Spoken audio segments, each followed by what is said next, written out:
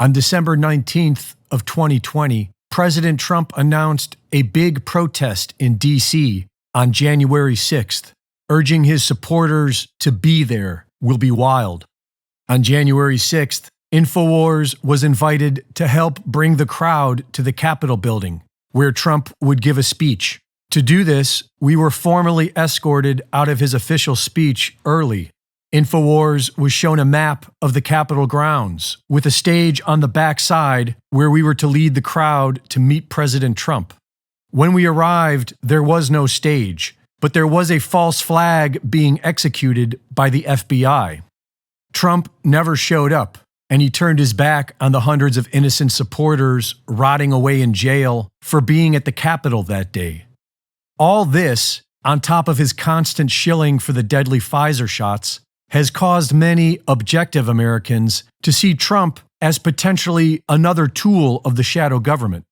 And so last week, when Trump announced that he was going to be arrested and called for protests, many people saw it as a red flag. While the world economy is collapsing, Trump and the media are there together as a mindless distraction all week long.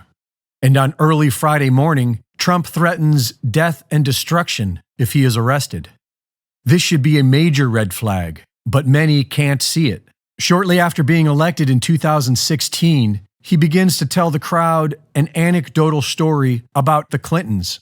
And when they start chanting, "Lock her up," he admits that was all just empty rhetoric to get elected. Scheduled Michigan unexpectedly. It was like all of a sudden with President Obama and Michelle and Bill and Hillary, and they were going to Michigan. No, it's okay. No, forget it. That plays great before the election. No, we don't care, right?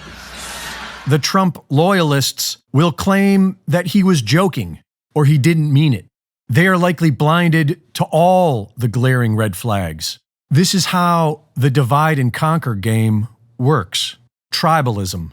And for many, America first became Trump first, acting as if completely ignorant to the fact that our elections are rigged. The ultimate objective of controlled opposition would be to control the leader of the opposition so that you can lead the opposition over a cliff. Whether or not this is Trump, he is not America. We, the people, are America. And the only way we, the people, win is to get active, put our faith in God, and unite. Insanity is doing the same thing over and over and expecting different results. And while the nation is being destroyed by the federal government, millions of Americans are focusing on a 2024 election that we already know will be rigged more than ever. This is insane behavior. We need to stop seeing politics as a spectator sport and start actually getting involved.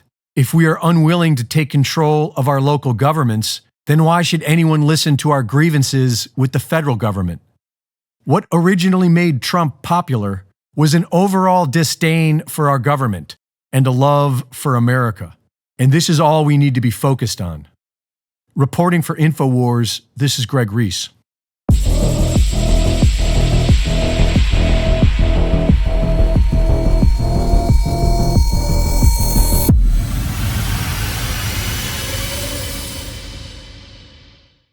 Thank you for watching the latest Greg Reese Report.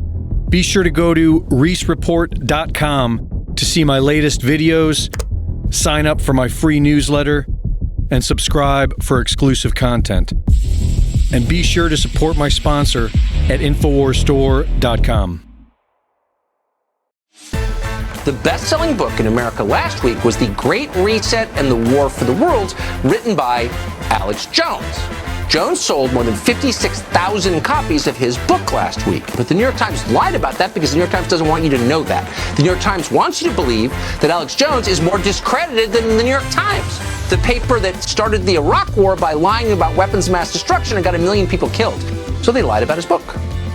The Great Reset and the War for the World, the historic book that lays out the plans of the Great Reset Death Star and exposes the New World Order's plans for global enslavement.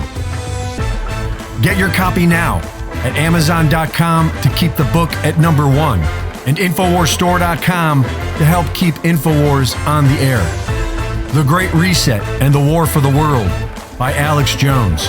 Now, #1 in the world.